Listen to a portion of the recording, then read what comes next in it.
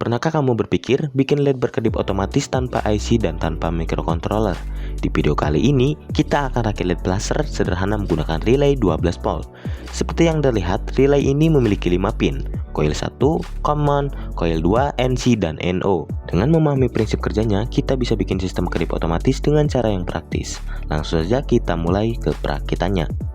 Di sini langsung saja kita jumper antara kaki NC dengan coil 1.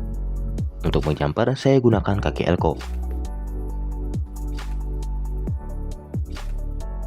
Kemudian, di sini kita siapkan sebuah LED 12 volt seperti ini. Kaki positif dari LED kita hubungkan ke pin yang tadi di jumper, yaitu kaki NC. Sementara, kaki negatif kita sambungkan ke coil 2. Pastikan polaritasnya benar karena LED tidak akan menyala bahkan mati jika terbalik. Terakhir, kita siapkan elko dengan kapasitas 470 mikrofarad. Pastikan elko yang digunakan memiliki tegangan kerja di atas 12 volt agar aman saat digunakan dalam rangkaian ini. Untuk pemasangannya, hubungkan kaki positif elko ke coil 1 dan kaki negatifnya ke coil 2.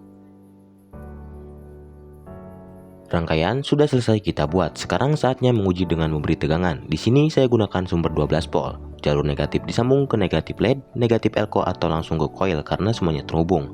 Sementara jalur positif kita hubungkan ke kaki common pada relay. Nah, kini LED bisa berkedip secara otomatis. Rangkaian seperti ini sangat cocok digunakan sebagai indikator, lampu sen, atau lainnya.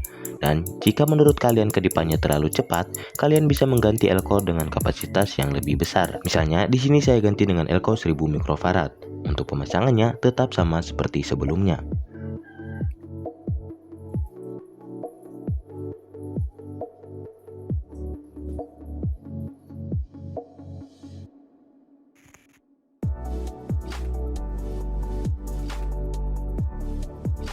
Terlihat LED sekarang berkedip lebih lambat. Di sini saya bandingkan dengan elko sebelumnya yang berkapasitas 470 mikrofarad dan hasilnya memang lebih cepat. Jadi semakin besar nilai elko, semakin lambat pula interval kedipan yang dihasilkan.